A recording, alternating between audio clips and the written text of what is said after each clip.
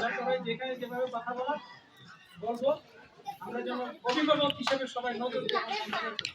না হলে এই যে দগর কেউ বাঁচবে না। নাহলে তো কোনো একটা জিনিস আমি আমার বিশ্ববিদ্যালয়ে পর্যন্ত ৩২ জনকে দেন মোবাইল কোর্টে দেন আমার আমি দিয়েছি আমাদের টাকা যা যা ঘর সামলান পরিবার সামলান।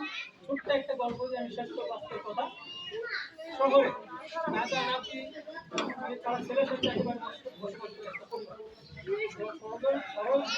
ফজর নামাজ পড়ার পরে দাদা প্রতিদিন কোরআন তেলাওয়াত করে আর নাতি পেপার দিয়ে দেয় সিরিয়াওয়ালা পেপারটা বসে বসে পড়ে।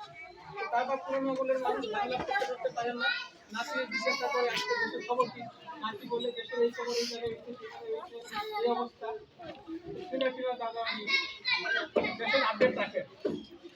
নাতি জিজ্ঞাসা করবো দাদা তুমি যে প্রতিদিন কোরআন শরীফ পড়ো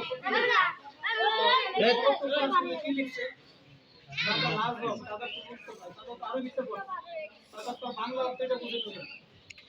তো নাতির কাছ থেকে প্রতিদিন আপডেট নেয় পেপার দেওয়া নাতি বলে এই খবর দাদা তো পুরানি আল্লাহ কি বলছে মেসেজ তো থাকিয়ে আমি হুজুরদেরকে মানুষদেরকে অনুরোধ করে বলবো এই আরবি কোরআন পড়ার পাশাপাশি বাংলাটাকে একটু বুঝাই দেয় তাহলে যদি আমাদের সমাজে কিছু আসর করে ভালো হয়। কোরআন পড়তে আপনাদের আনকাবুতে 43 নম্বর আয়াতে আছে যে মানুষ মানুষ যদি মানে নিজে অজিত ভালো করে নামাজ পড়ে নামাজটা যদি কবুল হয় তারপরে কোনো খারাপ